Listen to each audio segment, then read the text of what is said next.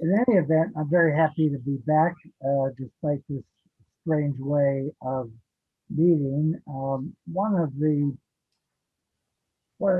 one of the great pleasures of what I do is to do public performances of my products, cross my fingers and hope people like them, and then chat with people about the uh, it's usually a full program.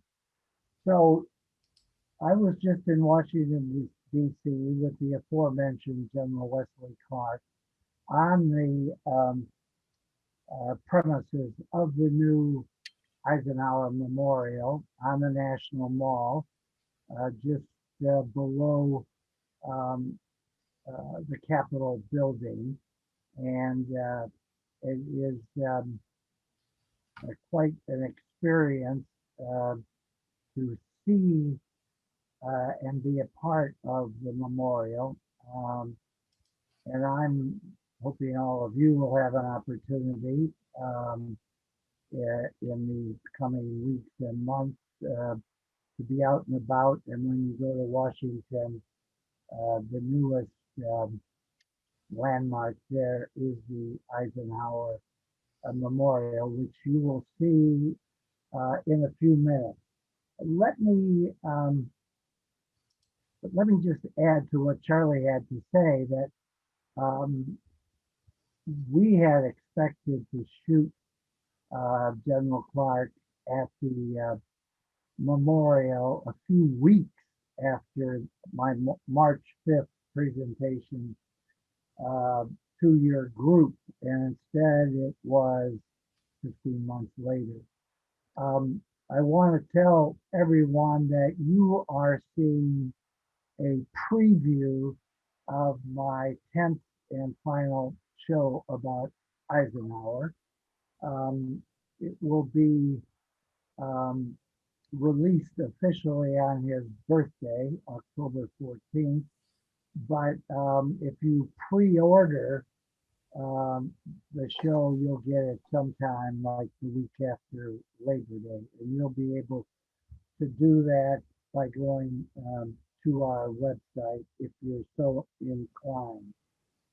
This film is a combination of work that I did with witnesses to history in the 1990s and the commentators about history who I've been interviewing over the last 8 or so years. So you're having a combination of witnesses and commentators. And my backstory for this, I thought when I got involved in this project in 1988, um, I heard from so many people in my business, but people who weren't in the business at all.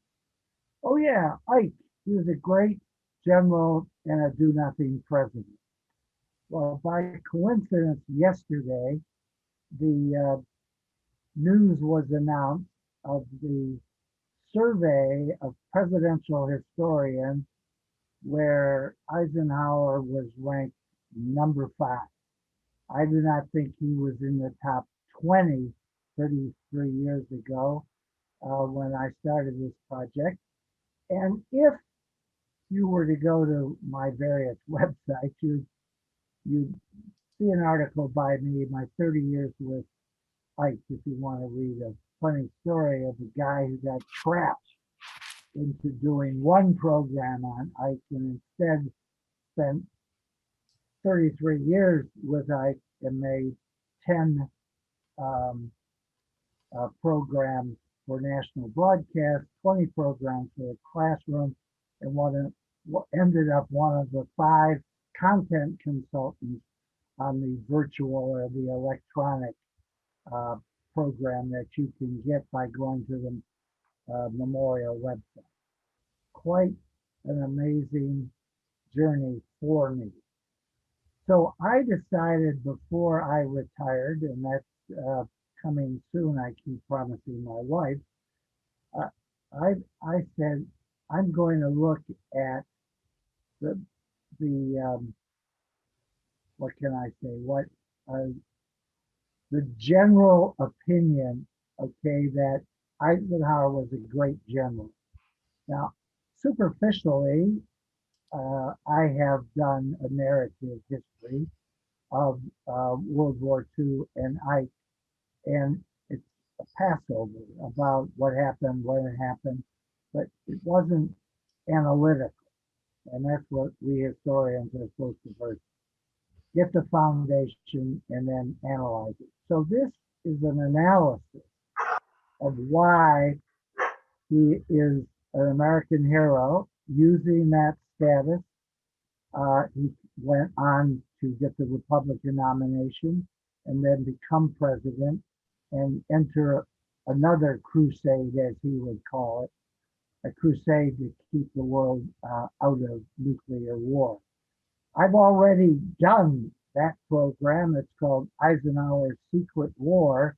And what you're watching is a preview of the prequel to Eisenhower's Secret War. Let's take a look at what the witnesses to history and the commentators to history have to say about his hero status and uh, how he earned it. And that was what this program is about.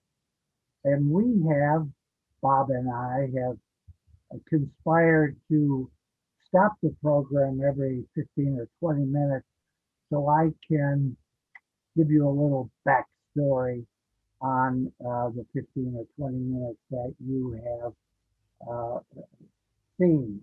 So without uh, further ado, Bob, unless you think I should say any more about this, um, why don't we start and we'll see you in 18 and a half minutes. Okay, thank you, George.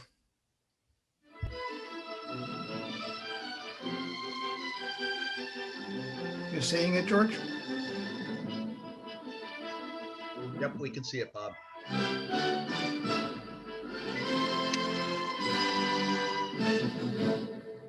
General Dwight D. Eisenhower speaking to the troops before the invasion across the English Channel, June 1944.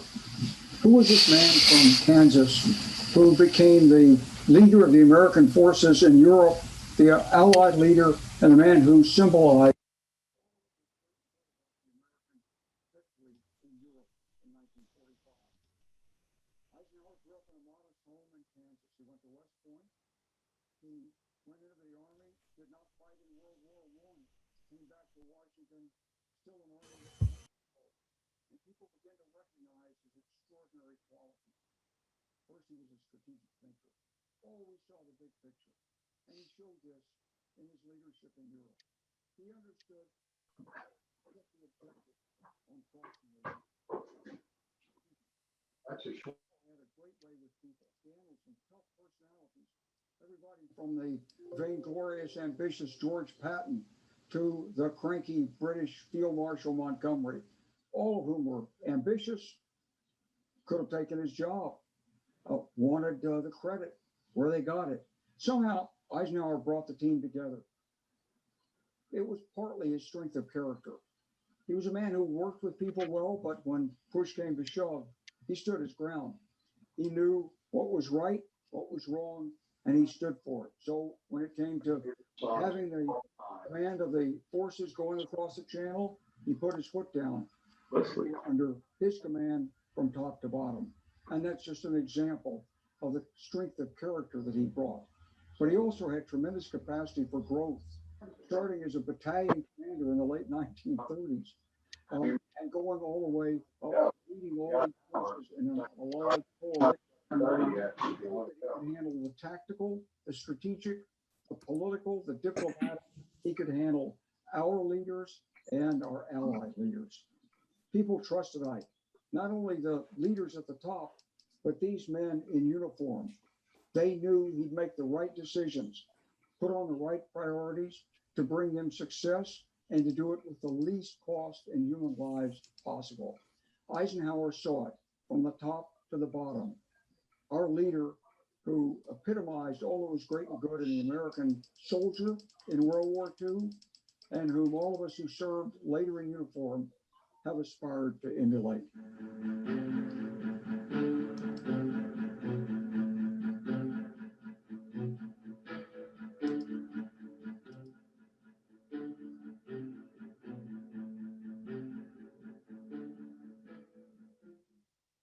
The road to the White House for General Dwight Eisenhower, Supreme Commander of Allied Forces in World War II Europe, began on June 5th, 1944, D-Day Eve, when he said, "Okay, let's go."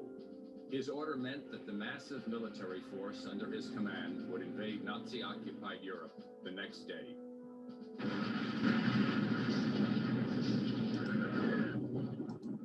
The largest invasion ever mounted in the history of warfare. Some 150,000 soldiers, including 13,000 paratroopers, and more than 2,000 ships and 11,000 aircraft, began the assault on Normandy's heavily defended beaches in the pre-dawn hours of June 6. The visit of Eisenhower is very much a surprise to our group. And we heard about it. Someone came running up and saying, "Eisenhower's here, Eisenhower's here." And at that point, it was about 8:30 in the evening. We were all ready to go to the planes, as a matter of fact.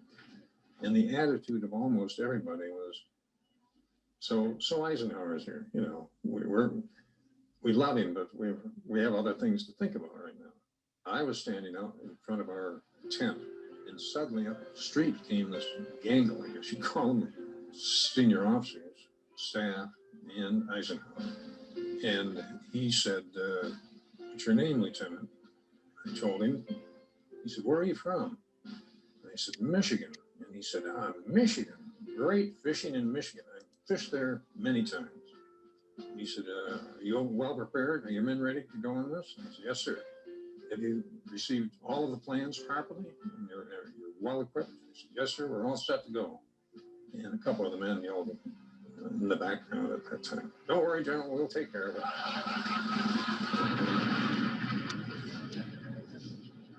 I think it was like 3 o'clock in the morning or 2 o'clock in the morning that they got us up, and we went on to our LCAs. That was a boat that carried about our one platoon, about 30 men. And we departed off the ship going down our rope ladders, got on there. It had been delayed because of the bad seas. Well, it was not a calm sea that day either. That boat was just rocking every which way, so you had to be careful that you landed in the boat and not in the water. We circled around the ocean a long time before we ever headed towards France. As we approached, the fact that really affected us was that machine gun fire that was coming from the east. And the sad part of it for the 29th Division is they were closer to most of those machine guns than we were. They were east of us, and as we were coming along, you could see the slaughter that was going on over there. Army Ranger Tollefson was washed ashore that morning after being badly wounded by enemy fire. His war was over, but Allied troops were firmly in control of the Normandy beaches by the end of the day. And just 11 months later, the war in Europe would end with Nazi Germany's unconditional surrender.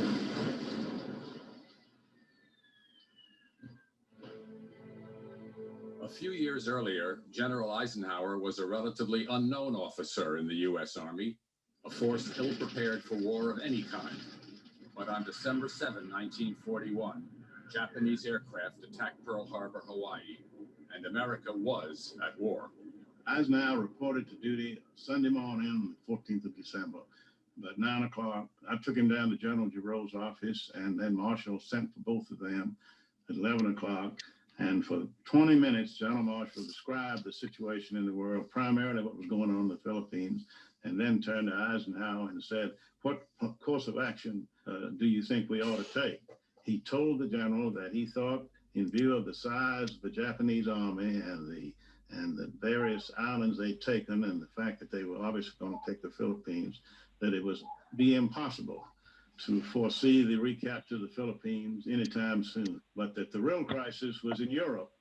Eisenhower proved to be the perfect man for the job as head of the War Plans Division.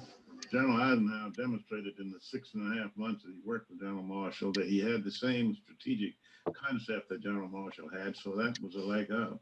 He was very articulate and caught on very soon to General Marshall's desire for brevity. I think the staff papers that he brought up, everything he did impressed Marshall with his efficiency, with his directness, and with the soundness of his doctrine of what ought to be done. Added to that, his very attractive personality. The battle plan devised by Eisenhower to fight a global war identified Nazi Germany as the early primary target, and Eisenhower took a plan for a quick invasion of Europe with him to London in mid-1942. The decision to invade, or at least the plans to invade Europe in 1942, and it will turn out in 1943, in retrospect, look rather naive. The British perceived it that way at the time. Our focus, the United States focus, early in the war, is to attack the main strength of Germany as soon as possible. And we are concerned that our allies, the British, who weren't totally on board with this, are going to try to delay that. And we might get drawn into side theaters like the Mediterranean and elsewhere. So early on, our biggest concern is keeping Russia in the war. And Eisenhower, once he arrives in London, will in fact argue that the United States, even if it's a failure, needs to commit early to the continent, because our big concern is redirecting German focus. On July 22nd, the British Chiefs of Staff and the Prime Minister definitely rejected our proposals that any offensive operation this year should be directed against the French coast. Since both the British and Americans have been directed to conduct an offensive operation somewhere this year, the rejection by the British of our proposal forces the employment of additional United States troops in some theater other than this. Consequently, the British decision of July 22nd may become one of the most far-reaching import on the future conduct of the war. In effect, it rejects the thought that the Allies can do anything to help the Russians remain in the war as an effective fighting force. The British Prime Minister won the strategy battle with President Roosevelt, overcoming the pleadings of Eisenhower and the U.S. military high command, immediate invasion of Hitler's Europe. Prime Minister Churchill, fearing another disaster in Europe, convinced President Roosevelt that the Allies should carefully build up their forces for an eventual invasion of Europe. North Africa and a confrontation with General Rommel and his Africa Corps would be first. Ike viewed the decision by the British not to support an invasion of Fortress Europe in 1942 as possibly the darkest day in American history. Churchill convinced Roosevelt that the Allies' next military move should be an invasion of North Africa. Once there, untested in battle, would confront Field Marshal Rommel, the brilliant field commander known as the no clue. He didn't say anything to me. blown into the politics of the former French colonial empire, now under Nazi control. I know you all think she was defensive, but she didn't. I believe your thoughts, of course. A major political She's a dark horse. his No one will contradict you there. as head of the North African state made it appear that the Allies were cooperating with Susan Nazi. Trencher has stolen Mamma's name. Whilst her daughter's a guest in this house. The middle Put it like that. I don't care how she puts it. It's absolutely disgraceful. say, I'm going to deal with the things that It's all right. Much told me. It is not right. and I'm going to be more than happy to allow my political superiors to deal with the larger questions that are outside of it. He really encourages Roosevelt not to get directly involved to the extent that Roosevelt wants to in dictating what should happen politically in North Africa. Eisenhower's big concern about the political situation in North Africa regarding the French is that if we have to garrison North Africa with United States troops, that removes combat power, which at that time we didn't have much of deployed in theater, from operations against the Germans and the Italians. And his effort there is to keep the French on board so that they will take care of their own business. Il l'a été dans la situation confuse qu'il a He was trouvée. both political and diplomatic in dealing with the confusing situation he encountered in Algiers, accepting the fact of Darlan, accepting the situation of Giraud. And after de Gaulle's arrival in Algiers, he got along well with de Gaulle. General Marshall understood exactly what Eisenhower was doing. When he arrived there, he found Darlan, a former Vichy collaborator who apparently had the greatest influence there. And by doing business with him, he saved a lot of time, a lot of money, and a lot of lives. And that was clearly understood in the staff. It was not understood at the press for a long time. And the Darlan incident was played up in the newspapers for a long time. But I think everybody in the general staff who knew the facts understood that he did the smart thing. And Marshall has said many times in his taped interviews after the war that he supported fully what Eisenhower did and the way he commanded the troops in North Africa. Untested American troops went into battle for the first time against Rommel's Africa Corps. All you hear is the noise of war and the shells and the tanks and everything else, you know, and I'm coming down this dirt road in an open Jeep with 3 other guys, correspondents, and we see these tanks, our tanks, coming back at us. In other words, they're retreating. And then we knew it was a defeat, and they're coming back in a panic. Well, the British at that time had been on the war a long while, and they looked upon themselves as pros, and they were. They knew their business. When the American forces took the beating at Kasserine, it left a permanent impression with the British that they never really lost. They concluded that we really didn't know what we were doing, that we were amateurs in this trade. And I'm afraid that lingering impression just lingered on and on and on into Europe. I'm sure it affected Montys' view of the American army. I guess he saw us as a bunch of colonials who had a lot to learn from the Brits on how to fight a war. We paid the same price that we pay in almost every conflict in U.S. military history up to that point. We have a very small professional army. We realize we need a war, and then we build an army to fight the war. That army, consequently, is not going to be that experienced. And one of the hardest teachers is combat, and it is in North Africa that the United States Army validated its doctrine. It validated its equipment, and to their great credit, I would say, learned very quickly. And in fact, Erwin Rommel himself will say, as opposed to the British, one of the things the Americans seemed quite capable of doing was learning from experience. As the commander of the Allied force in North Africa, Eisenhower had to make major changes and make them quickly. Marshall was terribly concerned at the adversities that the troops faced in their first combat under fire over there. And he encouraged Eisenhower to change. He thought it was a failure of leadership on the field. He never blamed Eisenhower for it because Ike had not trained these soldiers. He'd been in London. He was not responsible for the training of them. He felt they lacked discipline and they lacked proper leadership, and there was a wholesale change of command. General Freakendahl was relieved. General Ward was relieved. General Terry Allen was relieved. All the well-known names of the people we thought were going to be good division commanders just didn't cut the mustard. And they sent Bradley and Patton over there, and they were a different cup of tea. They reorganized the troops and got things back on track. George Patton was a longtime pal of Ike's from their days together in the new Tank Corps after World War I. A worried George Marshall sent Omar Bradley to be his eyes and ears in North Africa. The British forces in North Africa were led by General Bernard Law Montgomery, soon to become Ike's bête noire once the Allies had defeated Rommel. I can only say what Montys' view of Ike was, that he was not a military commander in the field, that he was beyond that. He was a strategic commander. And Monty tried to tell him what to do in the field. Thanks to Ike, he kept it on a pretty even keel. Monty had to climb down once or twice, mind you, when he saw that he'd gone too far. Despite their differences, Ike and Monty pulled together to achieve a decisive victory over the Nazi war machine in North Africa. The Third Reich suddenly looked vulnerable to the Allied forces.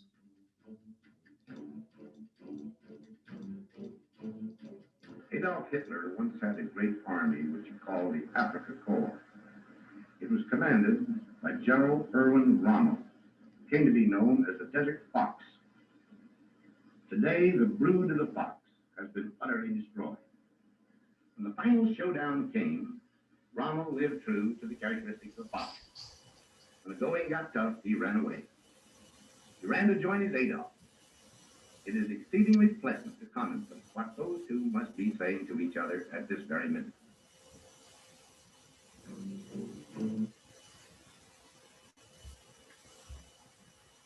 Okay, I've got my mic on, Mr. Master of Ceremonies. Okay, George. Okay, and you have your computer maxed out as far as sound? Well, I've taken a poll and everybody else seems to be okay with the sound, so maybe you need to check your volume. Oh, good. I'm glad to hear that. So, you know, I've got it memorized and I have a transcript here, but the sound is terrible here. So, I'll carry on, having heard that good news. Everybody heard that piece of footage to camera after the battle had been decided for North Africa. Excuse me. I have never seen a piece of audio and video of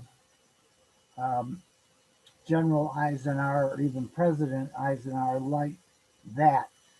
He is mocking his opponents that he has defeated. And when I stumbled on this, I thought, what a great find to get him when he's not all prepped and got the context and the nuance and everything. So that is a very rare piece of footage. I've never seen it anywhere else, and it could very well be in other World War II programs, but it is a moment that the Army cameraman got that is a delight. Every time I hear it, I have to chuckle to myself. My other comments about that first 18 minutes is that when I started my research on it, there were really significant nuances to the story of wonder and awe about upcoming D-Day and so on. Historian Stephen Ambrose said to me, do you know that Eisenhower said publicly that not invading in 1943 was the darkest day in the history of the United States? And I said, hell no. Well, then when I continued to interview people, I learned that it was American policy, and they kept pushing and pushing. Churchill pushing back on the idea that he did not want to destroy the remainder of the British fighting force. So that first 18 minutes emphasizes, like nothing I've seen anywhere else, emphasizes the clash between British and Americans. We were quite willing to invade to keep the USSR in. So you're going to see in this program that I don't forget there is an Eastern Front and the USSR, you'll see that coming out. Again, not much attention paid to Russia or the USSR at that time, and its major role in the victory in Europe. And Bob, why don't we move forward?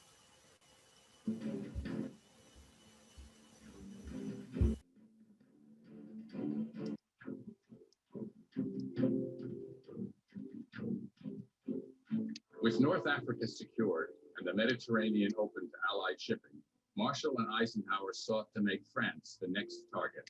But Churchill and his generals again insisted on delaying the ultimate battle versus the Nazi war machine in Europe. And Churchill once again won Roosevelt's endorsement. The next stop for the Allies was Sicily, where the German army resisted the invasion relentlessly before evacuating to Italy with most of its army intact. The invasion of Italy that followed was also met by a fierce German defense. I think they would have liked to stop in North Africa and gone back and plan the overlord invasion across France. I think it was a blessing in disguise because the Kasserine Pass showed that our troops were not as good as we thought they were, and we had not had the practice with the landing craft we got in Sicily and in Italy. In retrospect, it's difficult to understand how the senior American War Department and Navy Department staff could have been so naive as to imagine that a cross-channel invasion in 1942 or even 1943 could possibly succeed. And it would have been suicidal. But I think you have to remember that at that time, most of the population of the United States were not actually particularly keen to go into Europe. After all, the United States had been attacked not by Hitler, but by Hirohito, Pearl Harbor. And it was really a great test of the authority of the President of the United States as Commander-in-Chief that he said, Germany first, then Japan. Why General Marshall and the other chiefs of staff were so convinced that they could carry out what even Hitler hadn't dared to do, after all, in 1940, at the height of his powers, is difficult for a military historian to understand today. Finally, in late 1943, with Stalin insisting on a second front in Northwest Europe, the American plan to invade France was put into effect. FDR decided on Ike to direct the invasion of the Nazis' Fortress Europe. He had 3 meetings, and in the first meeting, he discussed generally about the plan and the fact that they had to make a decision, and more or less intimated that General Marshall was going to command, and then asked him what he wanted to do. And Marshall said, I will do whatever you decide. Whatever you decide will be all right with me. And the president changed the subject. He came back 2 days later to see the president, and the president said, I want you to help me draft a message to Premier Stalin. And Marshall took his paper and pencil, and the president started dictating to Stalin. The decision has been made for General Eisenhower to take immediate command of the forces in England and to head the invasion, or something to that effect. And that's the first Marshall knew that the president had made the decision. I am convinced that President Roosevelt was less enamored of the idea of Marshall commanding the D-Day invasion than people have assumed. He did make this famous, what became a famous excuse. He said, I wouldn't be able to sleep at night if you weren't in Washington. But that was a typical Roosevelt way of being nice to you when he's in fact said no. In some ways, it was Marshall's own fault, because the president, again, being typically nice, said he recognized that whoever was chosen would go down in history. There was never going to be an invasion like this again. This would decide World War II. Even Hitler admitted that. So to some degree, it was Marshall's own fault. If Marshall had said, Mr. President, yes, I'd love to do it. I want to do it. If he'd shown he was passionate about taking it on, and after all, he'd argued for this even when it was suicidal in 1942, but he didn't. Well, I think it was very important that Eisenhower was finally made Supreme Commander, because he had had this link now with Churchill, and it had gone extremely well. And you know, Eisenhower was a strategist, a diplomat, and he knew how to deal with politicians and generals. And that's a rare quality. And I think that was the thing that brought him above the normal of one general to another. Preparations in England for the D-Day landings began long before Eisenhower and the Allied battlefield generals arrived in London in early 1944. By then, more than 2 million military personnel had flooded into England from the United States, the nations of the British Empire, and even from many Nazi-occupied countries. Intensive training was ongoing throughout the island. The truth is that the whole coastline and in depth of southern England became a great armed camp. Everything from jeeps to tanks, you know, armored vehicles, ambulances, whatever you can think of, 3-ton trucks and all the rest of it. Hundreds and hundreds and hundreds of them on the road verges everywhere, and concealed wherever there was foliage, I mean, woods and copses, in churchyards, in schoolyards, in private people's gardens.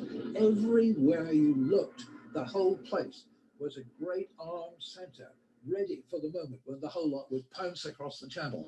Although Ike was the supreme commander of the Allied Expeditionary Force, it was Monty, the hero of North Africa, who was the battlefield commander and in charge of devising an invasion plan. He was the great hero to the whole of Britain. We at last had got a general who won battles. We'd had heaps of generals who lost them year after year in North Africa. Now we got a general who won his battles, you see.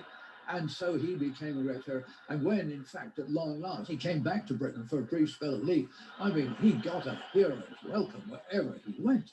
Montgomery was appointed the land forces commander, and he relished the chance. He had never understood, like Eisenhower, what was really the strategic objective of the Italian campaign. And he thought it was absolutely crazy. So he welcomed the chance to come back to Britain. And he and Eisenhower were very much on the same page. They looked at the plans. The plans had been drawn up for over 6 months, but they didn't take into account that the Germans were reinforcing the Atlantic Wall tremendously, especially once Field Marshal Rommel was sent out to take charge of the German defenses. The Allied forces would need to land in far greater force. And so when Monty cabled to Washington early in January of 1944, once he took command of the land armies and said, well, you know, I've decided we need far more forces, Eisenhower was absolutely behind him. You know, they were just like that. The problems would come later, once they did land.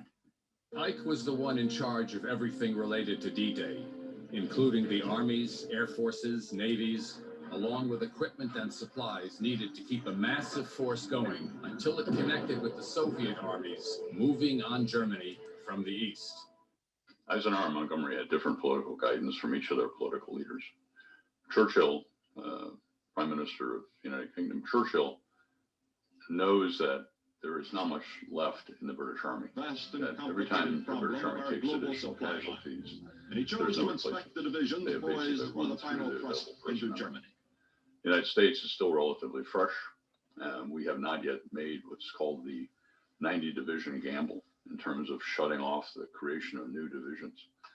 But the United States is rich, it's powerful, it has been the world economic leader since the 1880s. The United States is ready to take full part in this war, exactly at the same time as Montgomery is being told by Churchill, you've got one army left, don't screw it up. That type of guidance doesn't come down to Eisenhower. What comes down to Eisenhower through Marshall is keep the coalition together. We got to make sure the coalition stays together through all of the stress and strain that it'll have as you begin operations in Northwest Europe against the main force of the German army. I think there was some feeling in the staff he ought to be tougher, but Marshall never thought so. He said Eisenhower has a very difficult situation to have. He's under almost daily pressure from Mr. Churchill. Mr. Roosevelt doesn't bother with me. I don't see him from 1 month to the next, but Ike's got Winston Churchill on his back all the time and Montgomery. He said, if I were in Ike's place, I wouldn't have lasted a day. He said, I would have told Montgomery where to go. Those who worked close to Ike at Supreme Headquarters were impressed with both his leadership and management of a vast and complex organization. What he had, really, the big word was presence. I mean, when he walked into a room, you had a sense of, not magic, it wasn't magic, you can't use that word, but of presence, of dignity, of control, of power, of honesty. I mean, he really did level with the press. He had a great, almost natural feeling for the press, and it was both ways. I mean, the press trusted what he had to say. They believed him. They might not believe Patton, they would believe Bradley. They might not believe Montgomery, but they believed Eisenhower. It was tangible. I mean, the feeling in the room was tangible. You knew these people were all on the same side, and they all believed in the same thing, and that they trusted each other. He was a man of presence. He was a man of sincerity. He had the great God-given quality of being fine with the crowd, but very sincere and interested in his exchanges with individuals. And I can assure you that it meant a lot to them and to their mothers who knew about it. As I settled in, everybody was referring to General Eisenhower. No, nobody called him Eisenhower. Everybody called him Ike. When I heard the name Ike so often, I got the opinion from what I could hear. Everybody seemed to like it. Don't worry about him. Don't get hung up that he's going to come down on you or put you someplace that you don't want to be. As fate would have it, Private Levy was soon to come face to face with the man in charge. Sue Saravian was the person that was from Michigan. But one day, as we were talking, she introduced me, this General Eisenhower, this is Private David Levy. And at that particular moment, I didn't know whether it was a salute General Eisenhower or shake hands with him, because I was never taught you're going to meet a general. When you meet him, you do this and do that. And it wasn't told. So at the very moment, I extended his hand. Welcome to Allied Force Headquarters. Eisenhower was an anticipator. He was a great administrator, not necessarily doing all of that work himself, but he always made sure that the mechanisms and responsibilities were enforced to achieve the purpose for which it was all designed. The Supreme Commander also committed himself outside headquarters to regular visits with the troops, watching their training and otherwise staying closely connected to those who would soon do the fighting and the dying. General Eisenhower had a great ability to communicate with the average soldier. He was, in their presence, anything but an aloof personality, out of reach and out of touch. He got a great deal from them to pick up his own spirits because of the enormous size of decisions he had to make. And he saw in their eyes the hope that his custody of their future was being well attended to. He could be tough, he could be rough, but he was under control. He never, ever looked downtrodden or below the line. It was just something magnificent about the way he looked and exuded when he got around people. You couldn't think about defeat or marching back home. You knew there was hope in the corpus.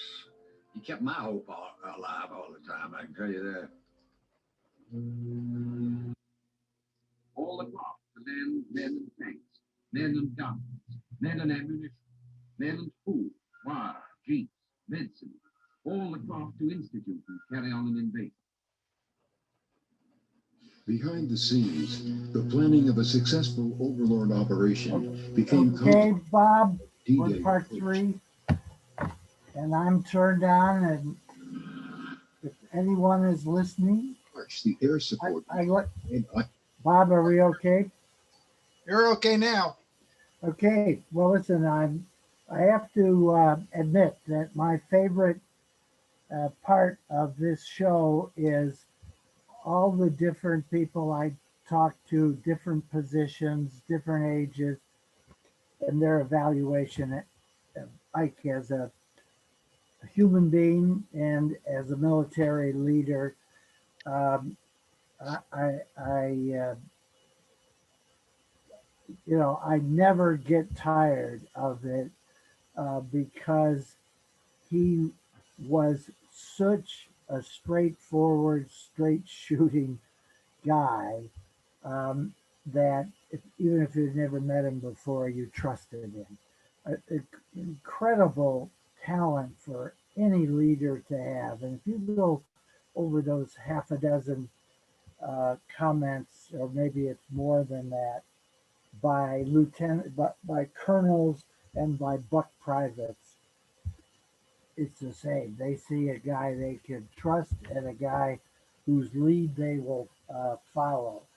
So I felt it deserved all of the time that I felt was necessary in telling that side of the story. And as I say, I never get tired of watching those people tell those stories. And let me look at my notes here, see if anything else I wanted to mention about that. Oh, the other thing is that I was very fortunate, having worked with the BBC in the 1970s and early 80s, that I had contacts in England, and I was able to get really incredible commentators from the British side. Montgomery and Eisenhower is the story of D-Day, and I was able to find Colonel Henderson, Monty's chief aide. I could never have found that without my BBC contacts. And it turns out they called him Country Johnny, I think, because he never wanted to come up to London from the countryside where he held forth. But my helper there, a lady from the BBC, talked him in. This was important. This was American point of view. And then General Henderson played it straight and gives credit where credit is due. So as far as making a program, I took advantage of my connections in Britain. So the British point of view is told in this story, from the scholars to the colonels and to the reporters and so on.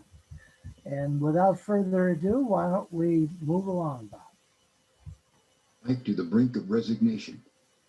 But Air Chief Marshal Lee Mallory continued to protest the invasion plan, saying the futile slaughter was to be expected, especially in the paratrooper units that would drop behind enemy lines in the dark pre-dawn hours prior to the landings from the sea. In early 1944, Eisenhower wanted the Allied air priority to be the elimination of the Luftwaffe threat to the landing troops and the destruction of transportation facilities. Ike used all his political skills to overcome the commitment of British and American air commanders to continued strategic bombing in Germany and elsewhere in the East. Tactical support of the Normandy landings was won only after Ike showed a new toughness in making key decisions. When I wrote about Eisenhower, I was struck by the fact of the difference between the two Eisenhowers, the Ike of 1943 and the far more confident Ike of 1944. In the Mediterranean, there was a lot of dissension. He had little or no control over the air chiefs, who had minds and thoughts of their own about how the war was going to be fought. Close air support was really not on their agenda. And Eisenhower showed a firmness that he never had in the Mediterranean.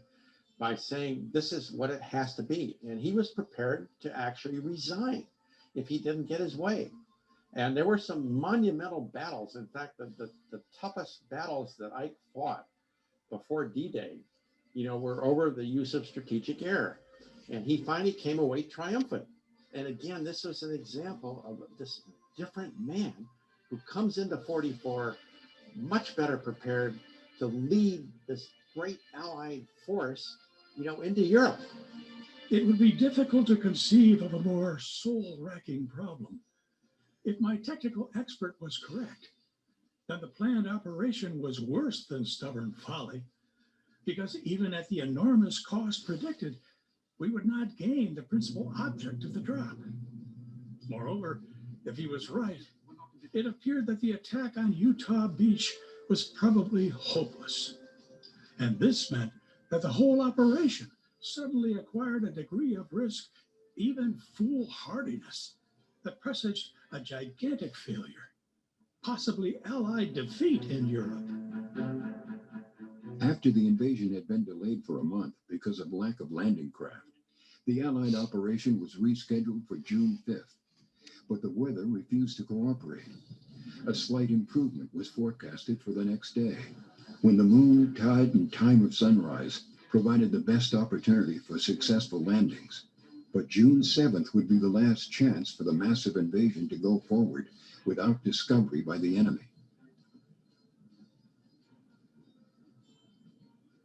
If none of the 3 days should prove to be satisfactory from the standpoint of weather, consequences would ensue that were almost terrifying to contemplate. Secrecy would be lost. Morale would drop. A wait of at least 14 days, possibly 28, would be necessary. The enemy's defenses would become still stronger. Finally, was the knowledge that the enemy was developing new secret weapons on the French coast.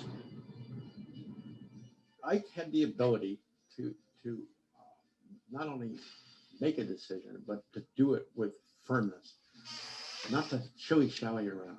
And the D-Day decision called for a yes or no. I mean, there was no middle ground. I mean, you always look for compromise. And certainly his job really called for consultation and compromise. But there was no middle ground here. They either went or they postponed, and that was it. And so he made this decision, and there was no one to help him. He had a room full of admirals, air marshals, and generals who were sitting there with bated breath, waiting for this man making his own lonely decision. Are we going to go or are we not going to go? And then almost sort of casually he says, as best we can determine historically, okay, we'll go. This awful decision is finally over. And once he sets it in motion, there's no going back.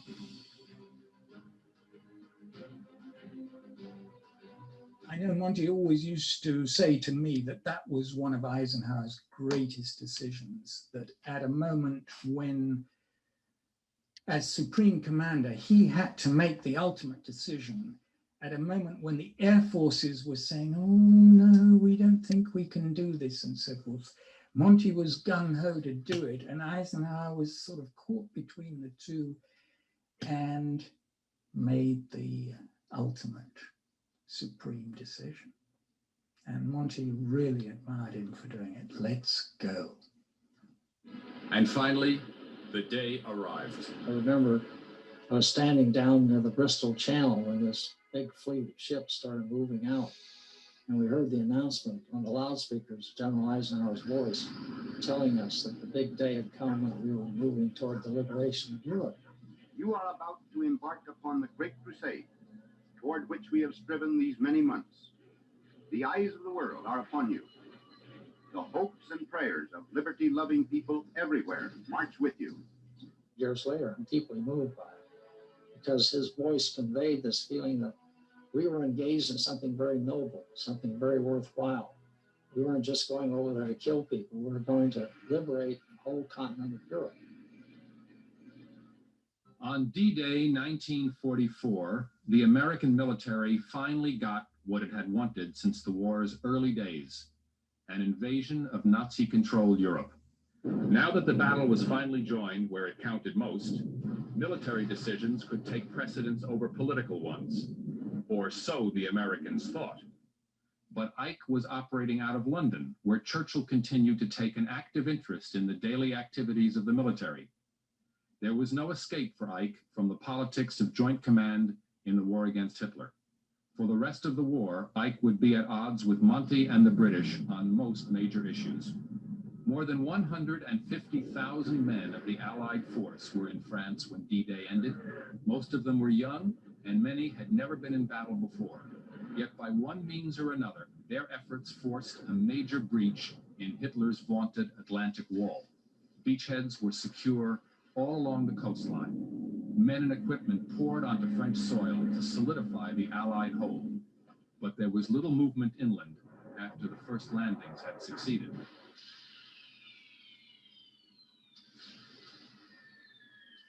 Once the Allied forces had secured the invasion beaches, there was the expectation that a breakout would quickly happen. But it did not, and the Americans blamed Monty's cautious leadership. Monty ran into trouble. The German brought his tanks in against Monty's force in that tank country. Our people believe that he might have gotten to Cannes that first day. He didn't. And the German appeared. Panzer forces came in that afternoon, about 3 or 4 o'clock, I believe, with a formidable force, and they kept building up on that force all the time that we were sitting on the beachhead. He wanted to defeat the German armies in northwest France as quickly as possible, but he knew it would be a huge battle. He never thought in terms of just D-Day. He thought in terms of the Battle of Normandy. That's what he always used to call it. He never really referred to D-Day, at least to me. It's always the Battle of Normandy.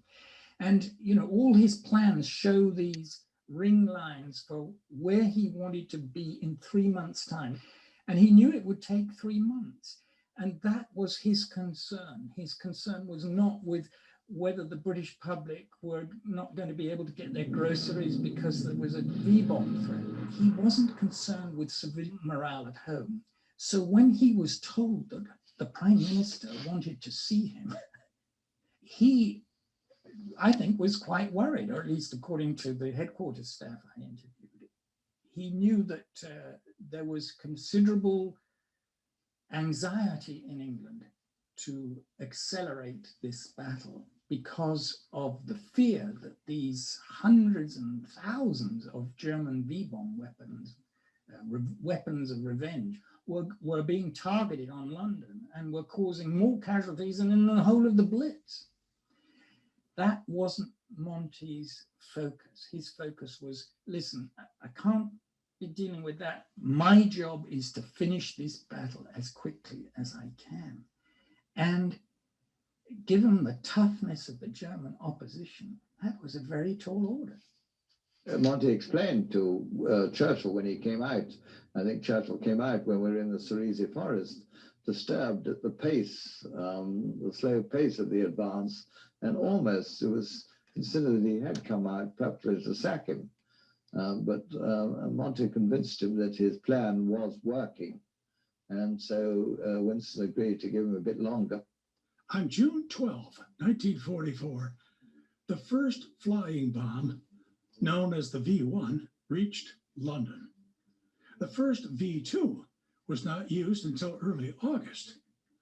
It seemed likely that if the German had succeeded in perfecting and using these new weapons 6 months earlier than he did, our invasion of Europe would have proved exceedingly difficult, perhaps impossible.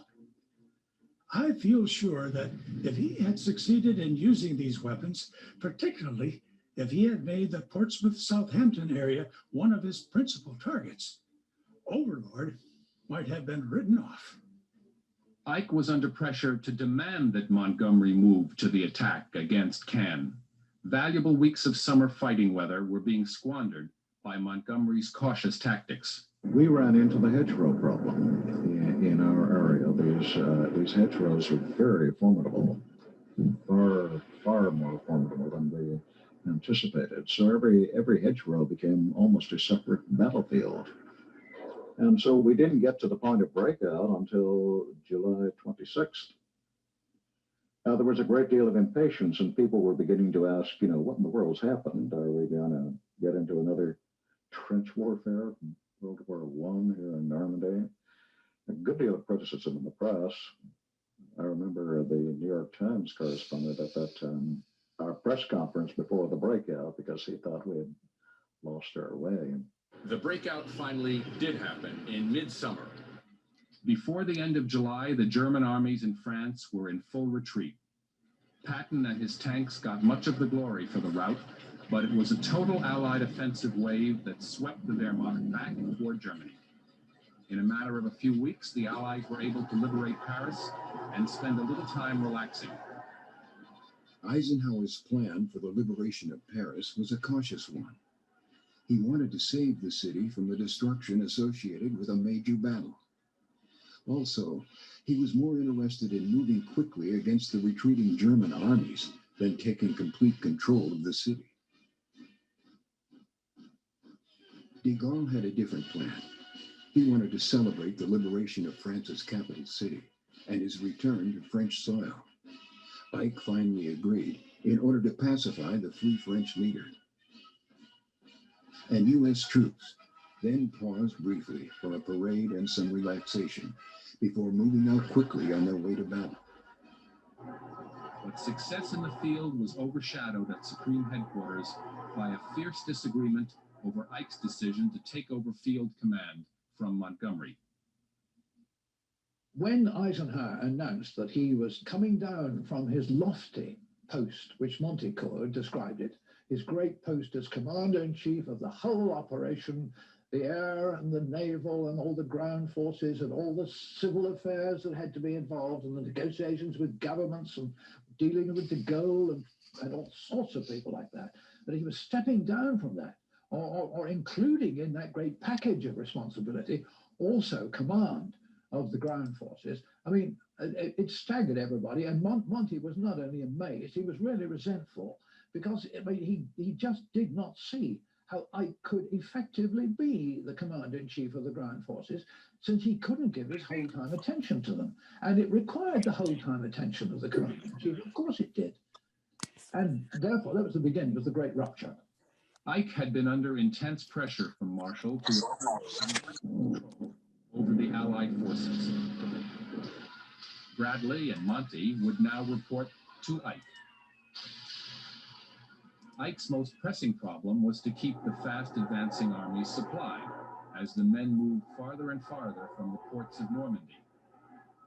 Winter was not too far away. Many even believed that the war would be over by Christmas.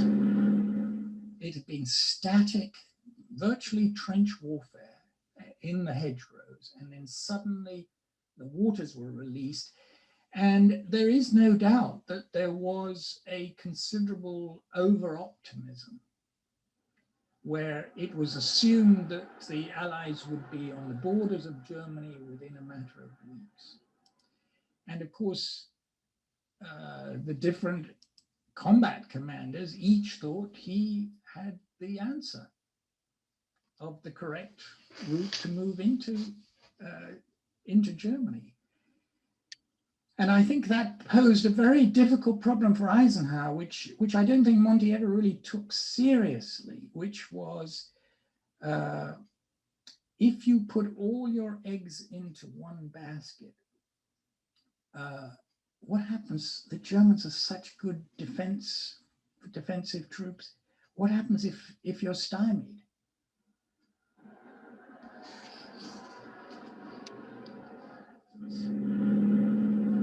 After the breakout at Normandy, I think there was a great deal of feeling among people that the war might end very quickly. We had these rumors of unrest in Berlin and a couple of peace feelers from some of the private part of Hitler's staff.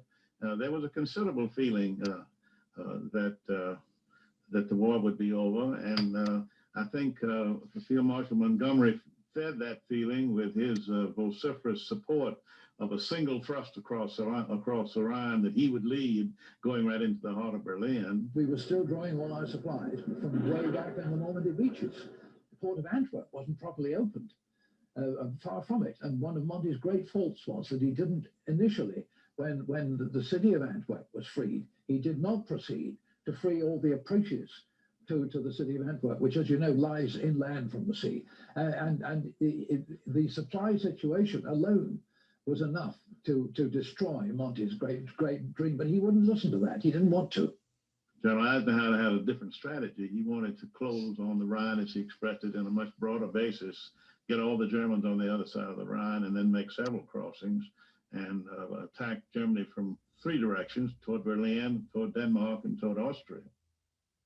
Monty kept on saying this is the way which should happen, and you don't know how to do it. Monty took him to breaking point, and that the relationship stayed as good as it was thanks to Ike. The relationship between... Okay, hello again, everyone.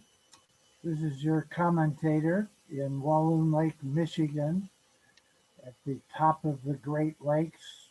So I'm in the phone book. Call me if you're ever here, and I'll give you a tour of young Hemingway country. Okay, enough of that. I hope there were a few things that caught your attention there. I'm just going to comment as far as the storyteller is that the case against Monty, if you want to put it that way, is now in the hands of Brits. And they are his aide, a BBC commentator of some note, and a great scholar, Nigel Hamilton. And it comes down pretty strong against Monty on all fronts, but the story is he has a lot of weight behind him. They are our major ally. As you will see, that pressure can lead to issues. The story of air power, until I started interviewing people and doing my homework, I had no idea that the Supreme Allied Commander had no control over air power until he said, I'm going to resign and go home. It is what can I say, a major part of the D-Day story that you never hear.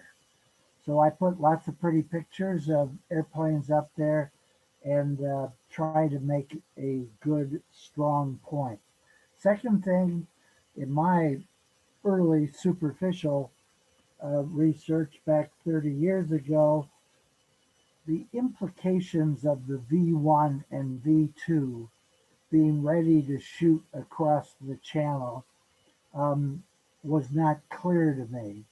And it is an awesome, using a different generation term, an awesome advantage that Germany would have had if they had delayed the invasion. Those missiles would have been racking up enormous losses for the British people and British infrastructure. And so I tried to give it a fair play here in that chapter. So, and one of the things that I'm reminded of when I talk about the BBC reporter Frank Gillard, Monty's aide, all of these witnesses to history are now deceased. The only person alive in the program is David Levy. He's 95 years old and is in pretty good shape for a 95-year-old.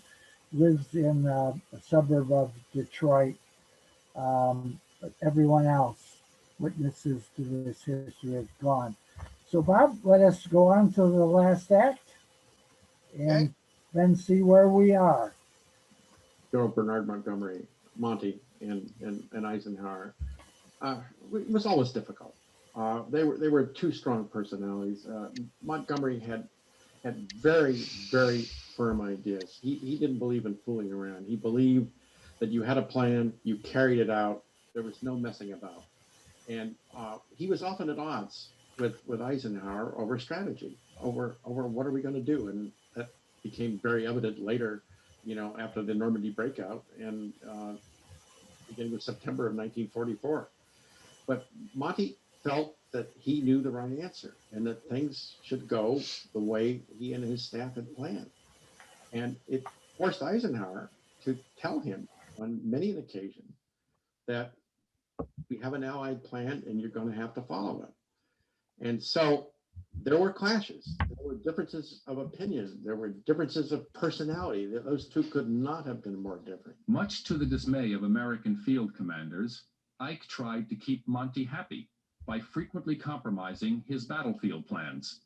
Patton said, "Ike was the best damn general the British had."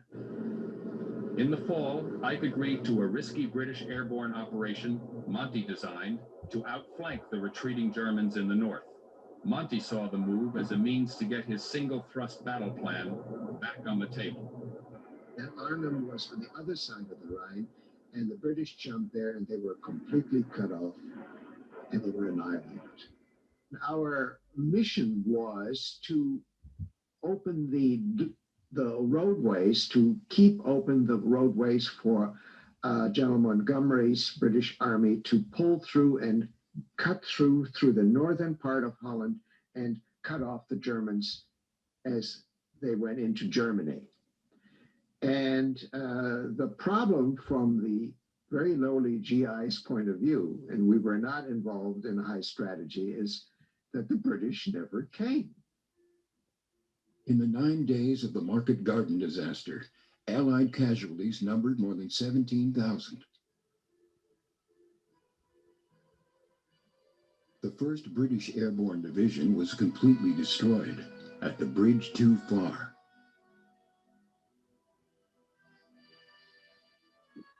Despite Monty's failure to take the port of Antwerp, in addition to disaster at Arnhem, Churchill and the British Joint Chiefs kept the pressure on Roosevelt to overrule Ike's plan to destroy the German army along a broad front. Marshall held firm in support of Eisenhower. Without a nearby port to bring in supplies efficiently, Patton's tanks came to a halt all along the front in the south.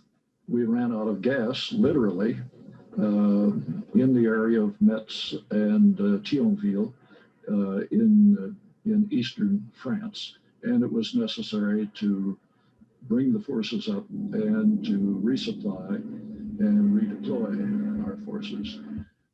The operations were proceeding up in the area of the Ruhr River when Hitler made the decision to take one last fling, one last roll of the dice. When Hitler unleashed his winter counteroffensive in Belgium's Ardennes forest in mid-December, the Allies were taken completely by surprise.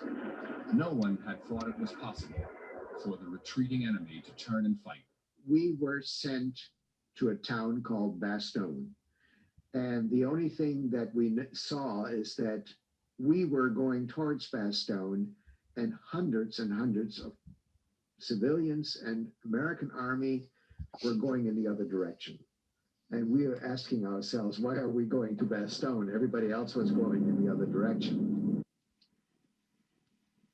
We're told, and that was broadcast to the world, that the 101st Airborne Division was in Bastogne, and it was to hold the city as long as they could. And then we also got word that General Eisenhower had declared the 101st Airborne Division expendable.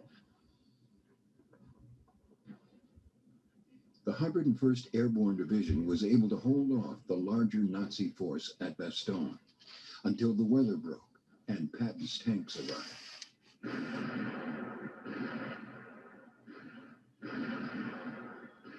In the month-long Battle of the Bulge, the American forces suffered 75,000 casualties, but in the end recaptured all the territory lost to the Germans in the battle's opening days. Germany's casualties were estimated at 100,000. The end was near. The Battle of the Bulge, of course, was a major setback. And in some quarters, it caused concern, even panic. Eisenhower handled it very skillfully, organizing the force as a single command on the north side of the Bulge and the force as a single command on the south side of the Bulge, so that the German thrust really became a blow in the air finally that was not able to turn the flank or to seize Antwerp. The Bulge gives Eisenhower an opportunity to cement the coalition. It makes tactical and operational sense for the U.S. to be in overall charge because most of the forces engaged are American. But if Eisenhower turns to Montgomery and says, Monty, why don't you help us clear up this Bulge thing, and you can command as many American troops as you think necessary. It brings Montgomery back into the tent with the other members of the coalition. Bradley and others on the American side are absolutely incensed that this British guy is going to be commanding American troops in combat. But again, Eisenhower, I think, is the correct assessment, which is it is inevitable that we will push the Germans out of the pocket. We have overwhelming superiority by January 45, and the weather's clearing, so our air force can come back and do the good job of interdiction. Then Eisenhower says it is more important for the coalition, for Montgomery to be in charge of this, than it is important for a bunch of Army officers, American Army officers who are pissed off at the situation. Eisenhower saw the Nazi burst through the weak Allied line in the Ardennes as a great opportunity to destroy a major part of the enemy's remaining strength, especially the Panzer divisions. Ike moved quickly. He ordered Patton to redeploy his army so it could hit the German southern flank. In the north, he turned over a large part of Bradley's forces to Montgomery, so there could be a unified and well-coordinated attack on that flank as well. Patton's quick response saved the 101st Airborne surrounded at Bastogne. When the Ardennes Bulge was dealt with and the Germans were being fully repulsed and the German Sixth Army destroyed, Monty felt that he would like to do a press conference about this. And he said that he told me that he was going to do this, and he said that he wanted to make it clear that this was a great example of American-Anglo partnership. This is an example of what allies could do if they worked together and so on, you see. And he told me that he had cleared what he wanted to say with Churchill. Lo and behold, when the conference came, of course, he wasn't reading from a script. You couldn't imagine Monty reading from a script. It was impromptu, from notes, I dare say. But anyhow, it came out sounding like the Americans got in trouble and we, the British, had to come and bail them out. And if that's what he said, it had to be reported that way. Now, my colleague who actually reported this on the BBC reported it straight like that, just like that. And it caused, of course, immense indignation in the American armies because they knew jolly well that in fact, the British hardly fired a shot in anger. So General Bradley made his only public statement during the war, simply reporting how the battle went from his point of view. And the preparations have been taken initially and what have you. And now Ike was in the peculiar position of having his British commander publicly at odds with his American commander.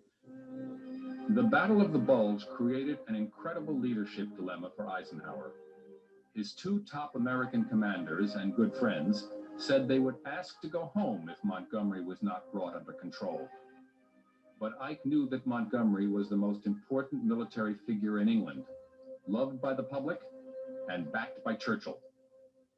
This confrontation up in General Bradley's office, call it a friendly confrontation, but a confrontation nevertheless.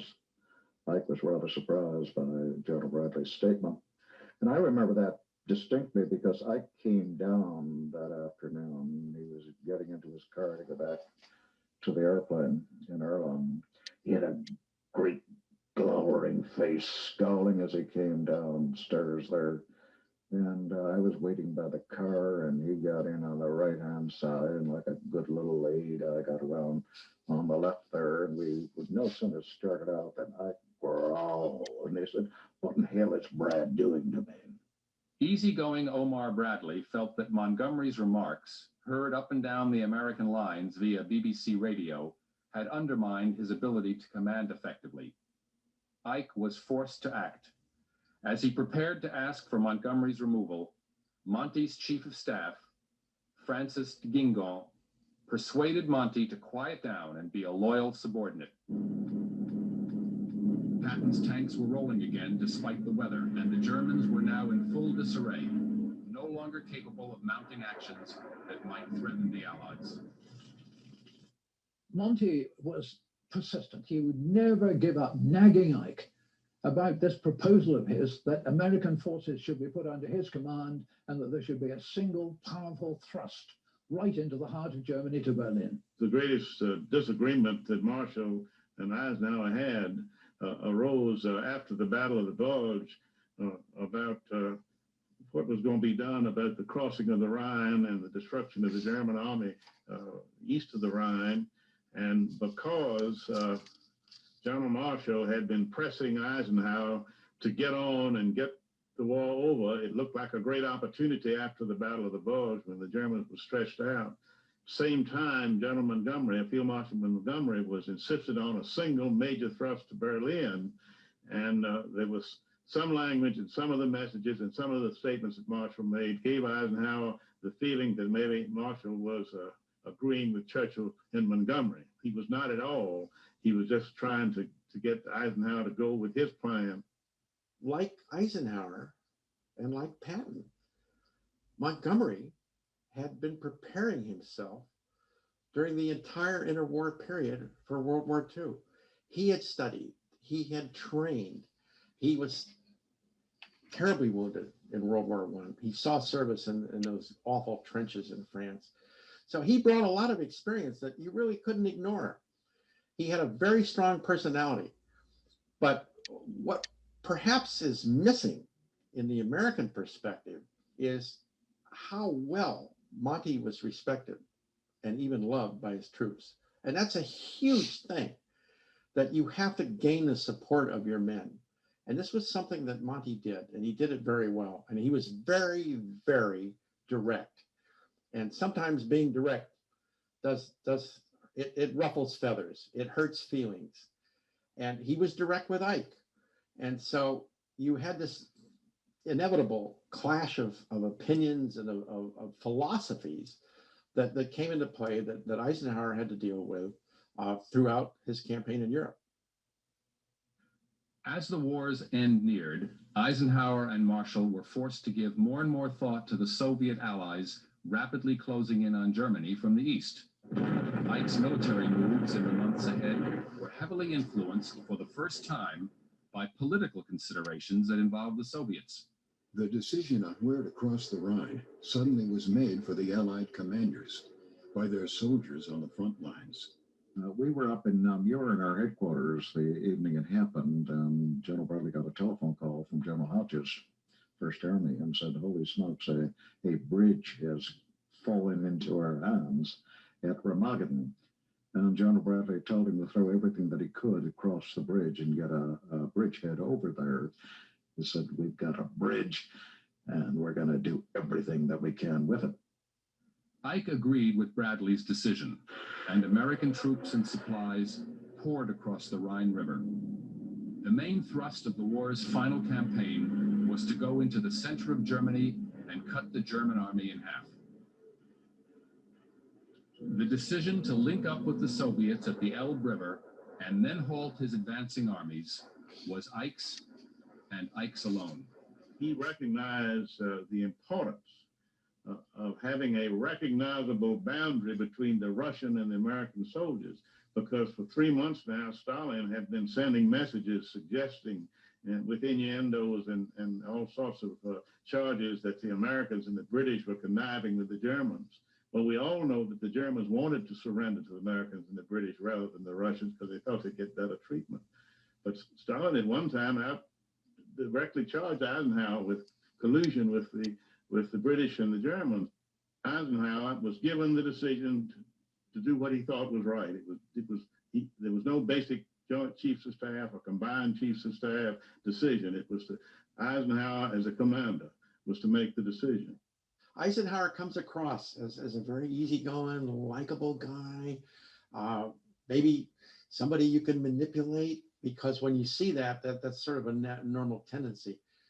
But what you didn't see until these sorts of things happen was there was steel in that man, and he wasn't willing to give up without strong persuasion or to be talked out of something, that he was going to do it the way that his planners had recommended, the way that he had made a decision that he was going to do it. Berlin was left to the Soviets, who had massed 1 million men on its outskirts. At Torgau, GIs and their Soviet counterparts celebrated while Berlin was virtually destroyed. I don't think you can underestimate the Soviet role in the Second World War. They're going to sacrifice anywhere from 23 to 30 million people to win the war. Numbers are hard to tell because it was difficult to get good casualty figures from the Soviet Union. But the number of German divisions that are tied down, the number of German units that are tied down on the Eastern Front, whether it be infantry, tank, armor, air, is phenomenal compared to the Western Front. So I would argue that in many ways the war is won and lost on the Eastern Front by the Soviet Union. There were at least 100,000 casualties in the Battle for Berlin before the Soviets took control on May 2nd, 1945. Total victory for the Allies had followed total war against the Third Reich. What would peace be like after such a brutal struggle? Ike hoped that the wartime alliance would carry over into peacetime and guarantee a world without war. And he knew the Soviets had to be part of such an alliance for it to work. Eisenhower had a very deep respect for what the Russians, the Soviets, had done, the burden that they had carried. And he had an excellent relationship of mutual respect with Marshal Zhukov.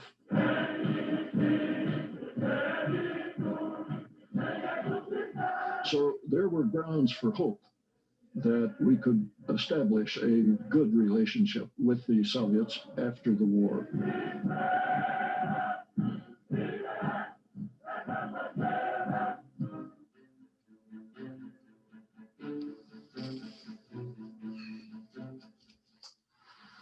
President Dwight D. Eisenhower.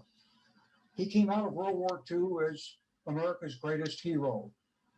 He served as Army Chief of Staff, took off his uniform, became president of Columbia University, called back into service to become NATO's first Supreme Allied Commander, but he saw a bigger picture, and he knew that there was a place for him in more public service.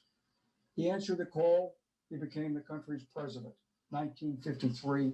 He ended the war in Korea, created a new strategic doctrine of deterrence that served the next 6 presidents, kept us out of war, avoided going into Indochina except with some advisors, called the French and British back from Suez.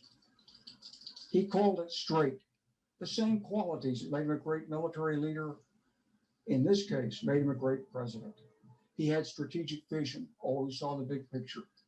He was great at working with people, not only in his own party, but with the Democrats across the aisle and with foreign leaders, universally respected.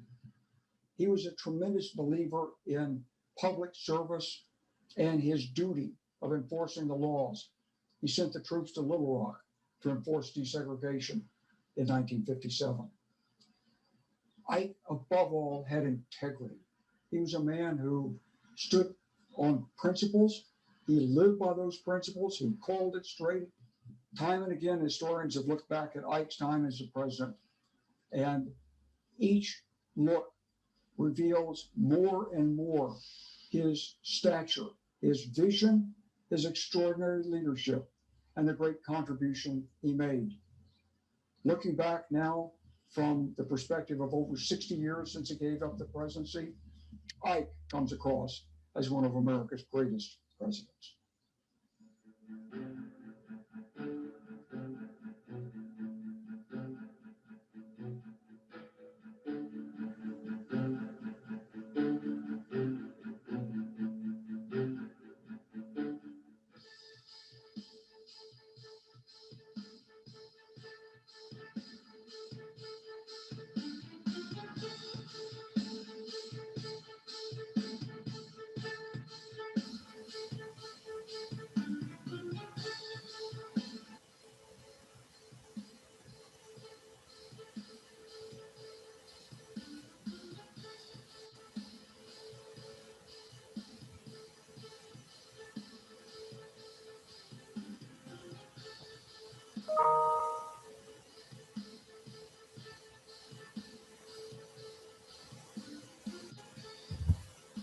Well, thank you all for watching this. I have a couple of comments to make, Bob, if that's okay, before Q&A.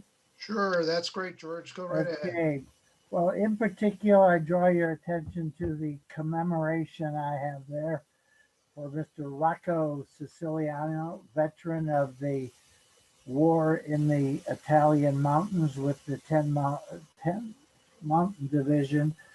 This would never have happened without his dedication as the chairman of the commission set up by President Clinton to organize the memorial. You might have seen the headlines that the memorial was not exactly by Frank Gehry, one of the world's recognized greatest architects, but there were plenty of people who wanted a more traditional type memorial if there was going to be one.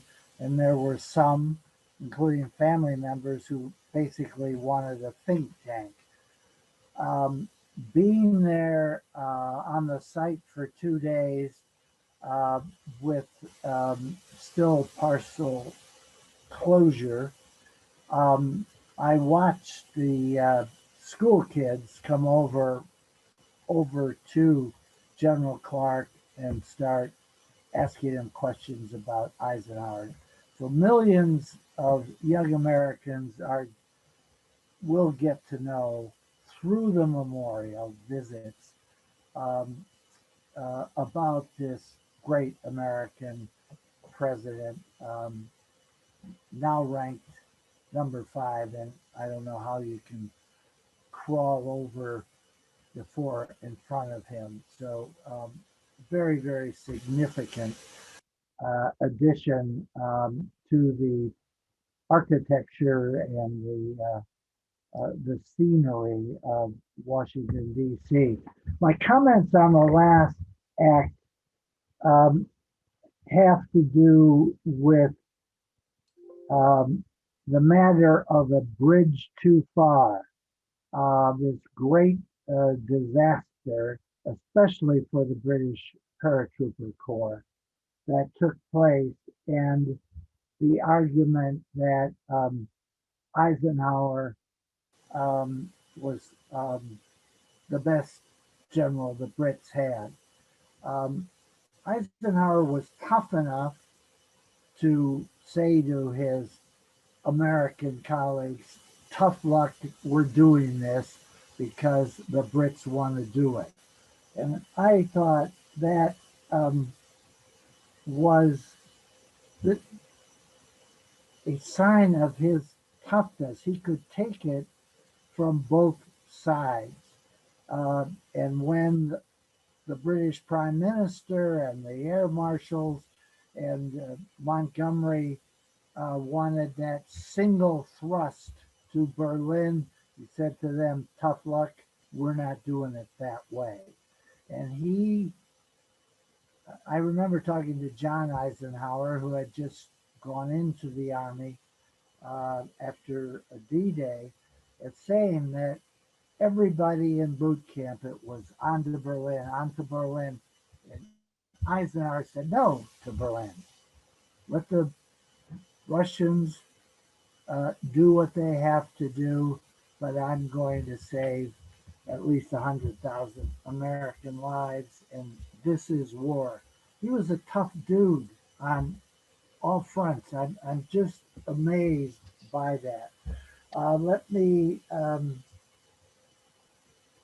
also to tell you where we are in this, this is not a program yet ready for prime time. It's mostly technical issues that we have to do.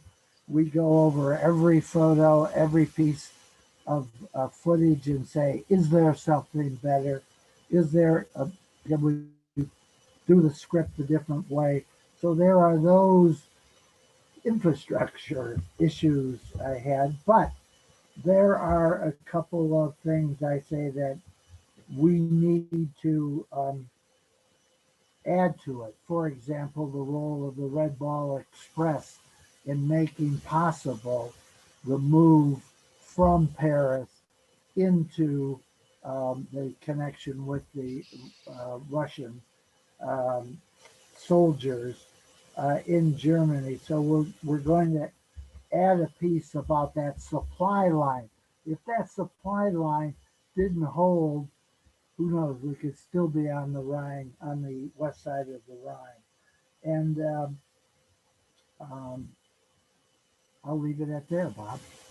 But we're going to tweak it, but by September, call it Labor Day, we'll have the technical issues dealt with, a few content additions that I get to make because I'm the head of production, and we'll have the program ready for Ike's birthday. Well, it's good to be boss, George, right? It's good to be boss now and then. That's right. Okay, Terry, are you on? I am now. Okay.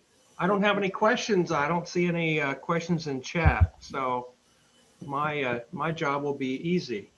Come on, you gotta have a question. This, let me just add a couple of points, technical points. I'm using footage here that was shot in the 90s, the witnesses, and then in the last 10 years or so, the commentators, trying to piece it together that the Brits have the fair shake in terms of telling the story. And I felt if we're going to make a decision here on Ike as a hero, decision maker extraordinaire, that I want the British in there with their tales.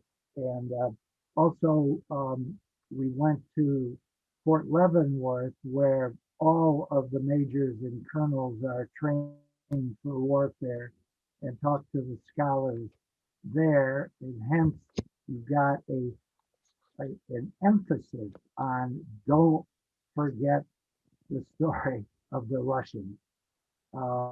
And one of the things that, because we did these shows in the post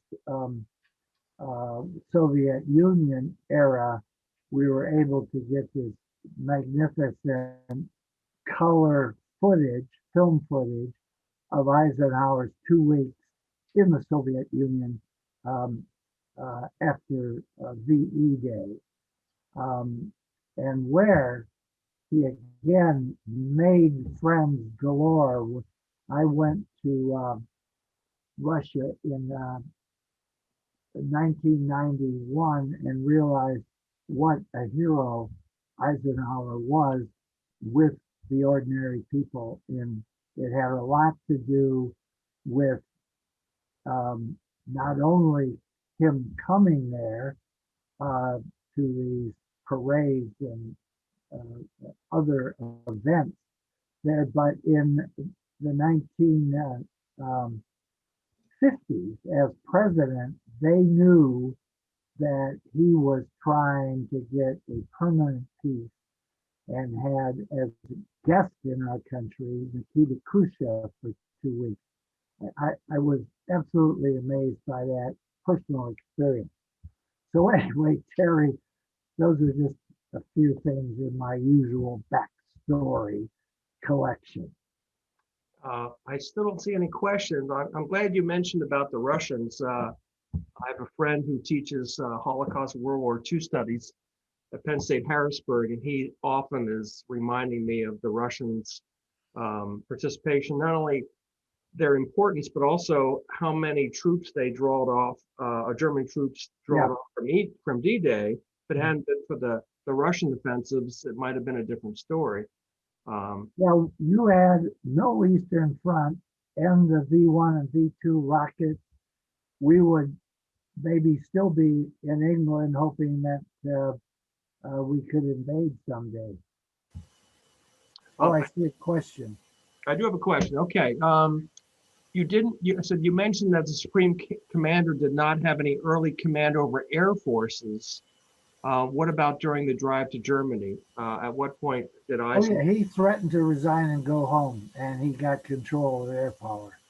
And when would that have been? That was after that was D-Day. He wasn't doing D-Day without control. Okay. Remember, the air commanders were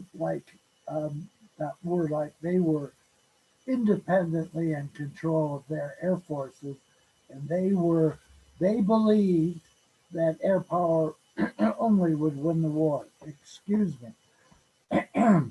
And so they just wanted to keep up strategic planning of bombing in Eastern France, the Low Country, Germany especially.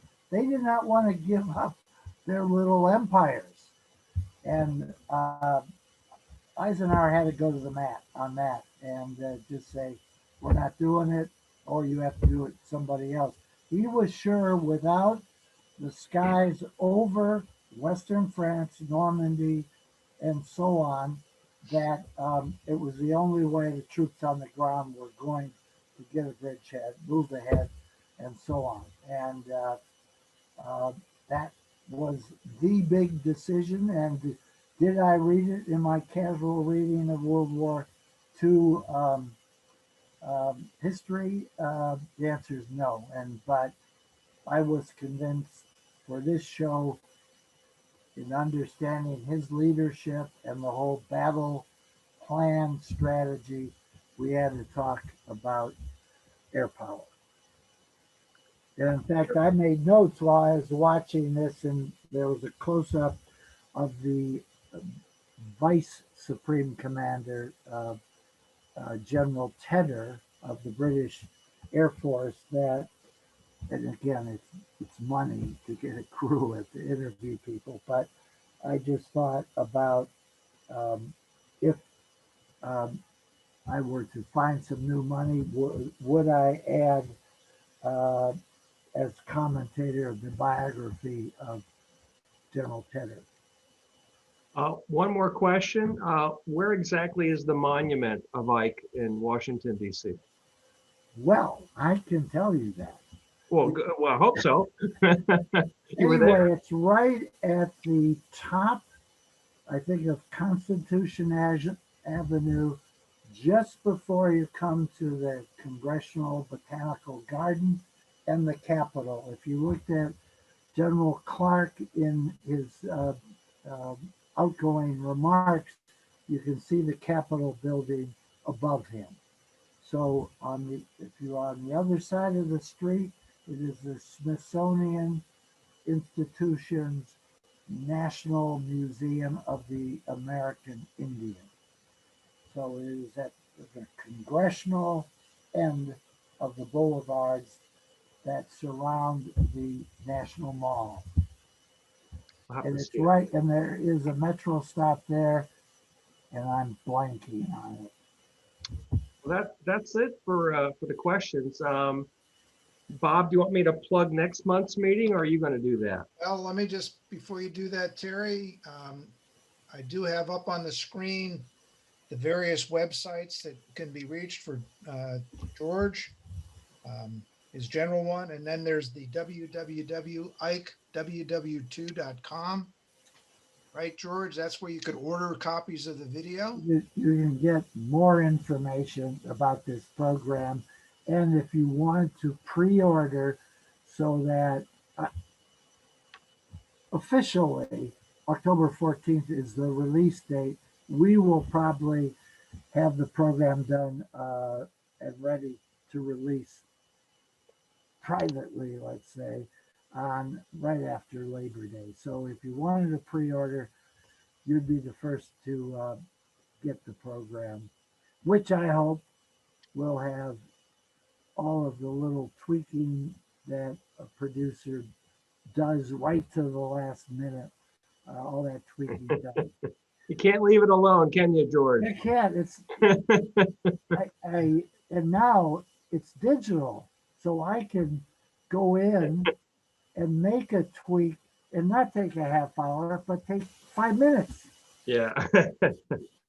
It's terribly tempting. And my wife always said it's the worst thing that ever happened to her that I had that ability, because you're cutting down the cost of a show like this, adding lots of sweat equity, but it's a $400,000 to $500,000 show, and a lot of that is studio time.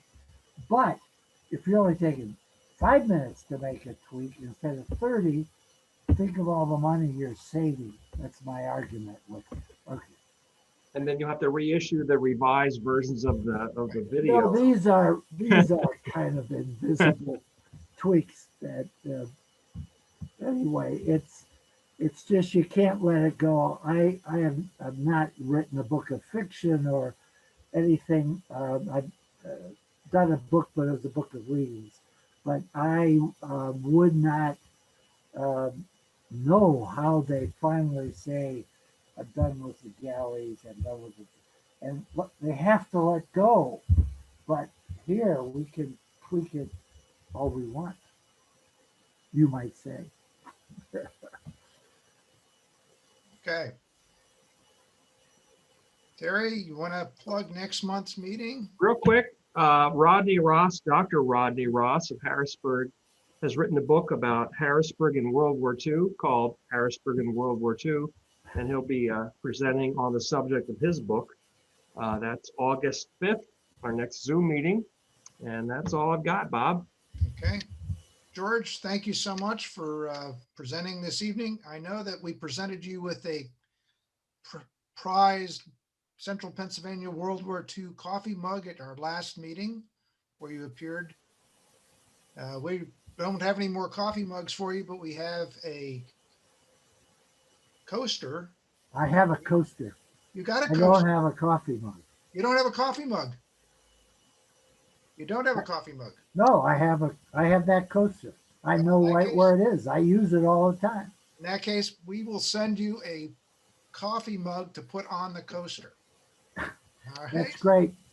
Thank you again. And well, I hope to see all of you at a meeting sometime in the fall. well, we'll look forward to it. Good. Thank you so much. And goodbye, everyone. Thanks for watching.